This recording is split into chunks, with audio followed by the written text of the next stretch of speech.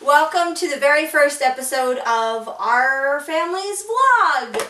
So we're doing this because we have spent a long time working on a particular process, and we finally decided that we don't want to be quiet about it anymore. We want to invite our friends, all of our family members, all of you guys to come along on a journey through this process with us, and that is the process of adoption. We have talked to the family about this kind of thing in the past, and it always just feels like people don't really see where we're coming from. And there's a lot of background stuff that we've been doing to be able to come to the decisions that we've made. And a lot of times when we bring those up in a group setting, people act like we're just saying this out of the blue. They don't know what background we've been through. They weren't studying or reading books or watching documentaries with us, so to them it's really sudden. Or we say something and we say it really poorly or inaccurately, and it just makes a wall of miscommunication. Yeah, a lot of times it's just awkward when we try to talk about this with the family, kind of. Anyway. So we kind of want to let you guys in a little bit more on our discussions of how we come to those conclusions. And that's what this vlog is about. Every episode we're going to go over a different discussion topic and a little bit more updating on how the process is going. And this is especially important today, and with the kind of adoption that we've decided to go through. We aren't going through the regular channels of adoption, we're going through embryo adoption. Which we need a little bit more support on, and we're going to get into that. For people, most people don't know what that is, but we're going to break it down for you first today. Our discussion is why we've chosen this topic. So over 7 long, painful years of research, we've come to the conclusion there's basically 4 options for us, and that is independent, agency, IVF, and embryo. And agency and independent, they're basically just traditional adoption. Now, the problems that we're facing in this day and age, in particular with adoption, come because there just aren't as many kids that aren't wanted by their families anymore, that are being put up for adoption. There's too much contraceptives, too much abortion, not enough people that are having, for lack of a nicer term, accidents. And then on top of that, there's a higher demand for these kids. There's more people that can't have their children of their own. They're going out and trying to adopt. Yeah, it's just, it's an easier way to do it, it's a nicer way to do it, and fertility is on the rise through the roof. I mean, 1 in 6 women can't have kids nowadays, or at least have trouble getting kids. It's 6% of womanhood that you're fighting against. You're fighting against 1/6 of the population of married couples, and that's horribly painful. So the second option that we have outside of traditional adoption options is IVF, and everybody's heard about that. It's just a test tube baby. IVF is in vitro fertilization. It's where you go to the doctor's office, they harvest a little bit of the man's sperm, a little bit of the woman's eggs, they put them together, make an embryo, and implant that embryo into the woman, and she carries her own child and is able to give birth.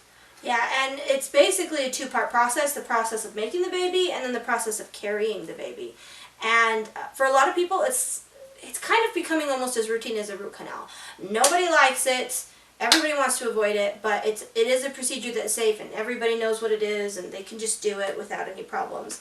But we're the ones that have been facing down the barrel of that IVF train wreck, and actually learning the step-by-step processes of what it does to us. And there's a lot more risk involved with in vitro fertilization than you would originally assume. And it's physical risk, it's medical, it's reproductive risk, whether or not we'll be able to have children in the future, and even moral risk. Yeah, there's a lot of problems with the making the baby part. The first half is fraught with bombs all over the place that if we can do anything to avoid, we will. We're just not comfortable with it. We're not comfortable with the process of harvesting. We're not comfortable with the financial responsibilities and risks. And most of all, we're not comfortable with the idea of risking any possible potential future fertility that we might have, because that is what is at the highest risk.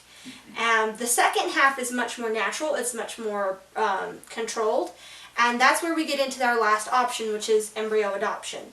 So in order for IVF to even happen, you have to crank those odds up as far as you can go. You have to stack the deck.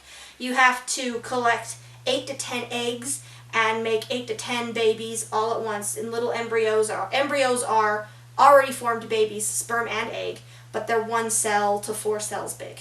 So you have to make 8 to 10 embryos, and then you have to plant them in mom 3 to 4 at a time, because your body's going to kick about 2 or 3 of those babies out and only keep 1. It's just going to flush them out of the system.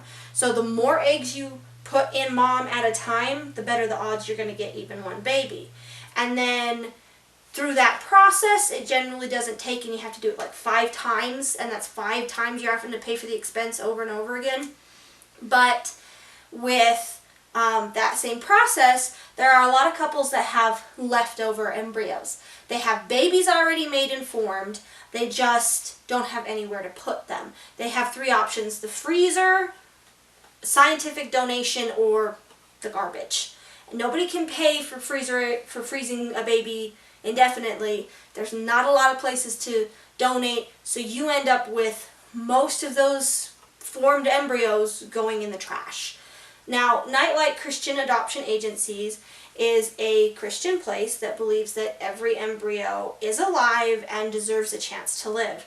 So they form contracts and all the legal paperwork needed to buy or adopt out the embryos from couples that have already created more embryos than they need, and then insert those embryos into other couples that can't afford IVF or aren't comfortable with it like we are. So you still get that second half of the process, the pregnancy and the natural carrying, but you're doing it with embryos that are already formed because some other woman or some other man donated to make that embryo happen.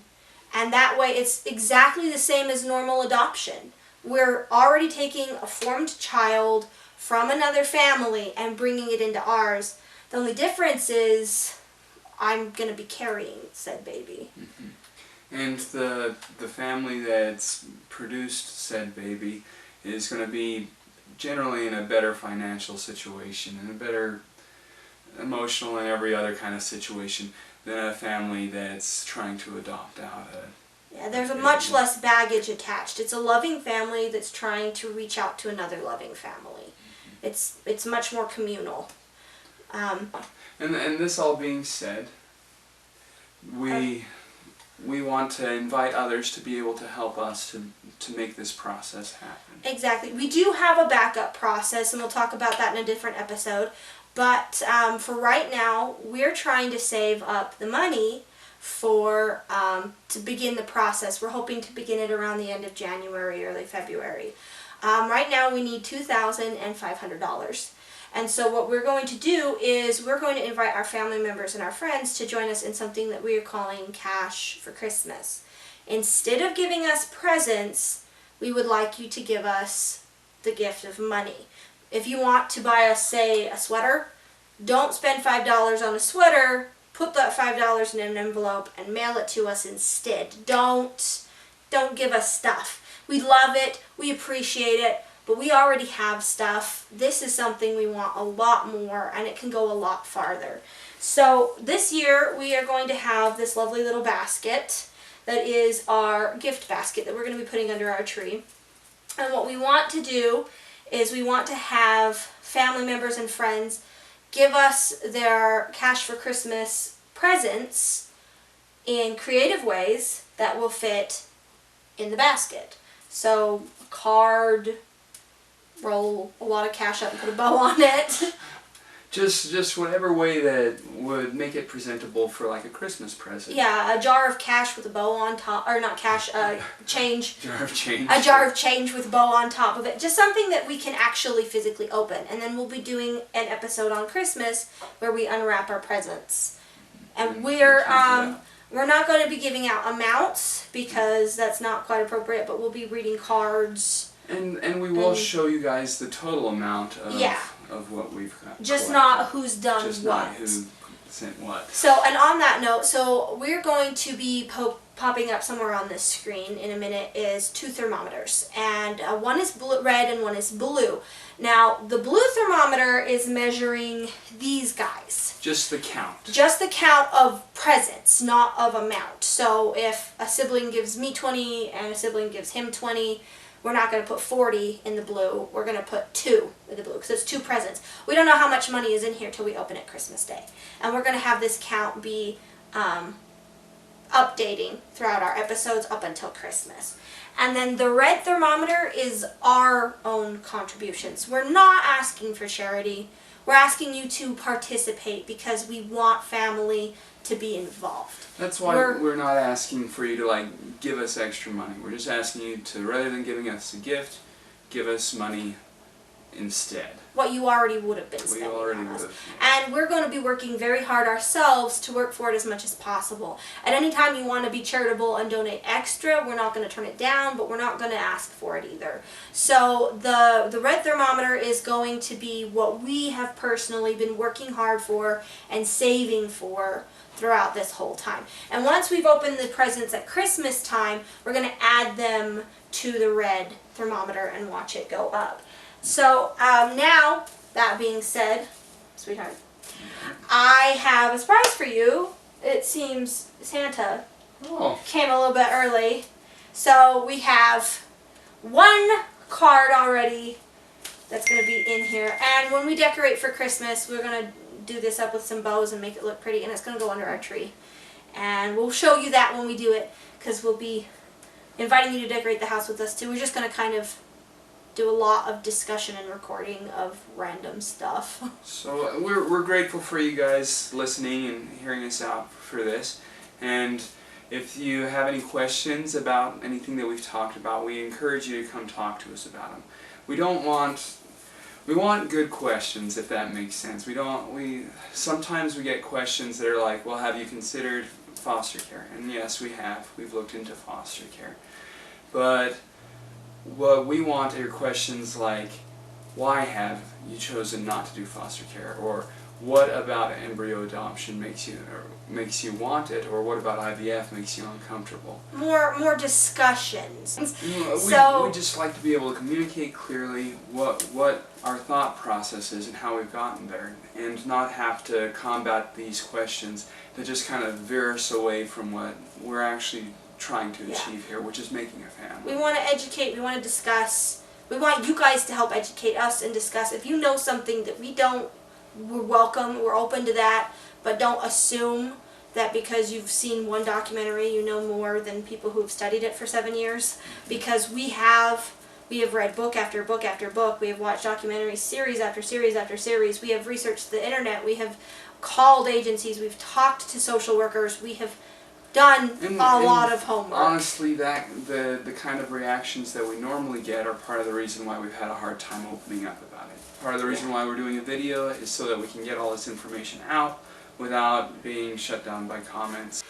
So if you're still with us by this point, thank you so much for listening to our prattling. Thank you so much for just being our family and friends. We love you guys so much, and we're really grateful for the support that you have showed us up to this point. We are really grateful for you listening and tuning in to hear everything that we've had to say.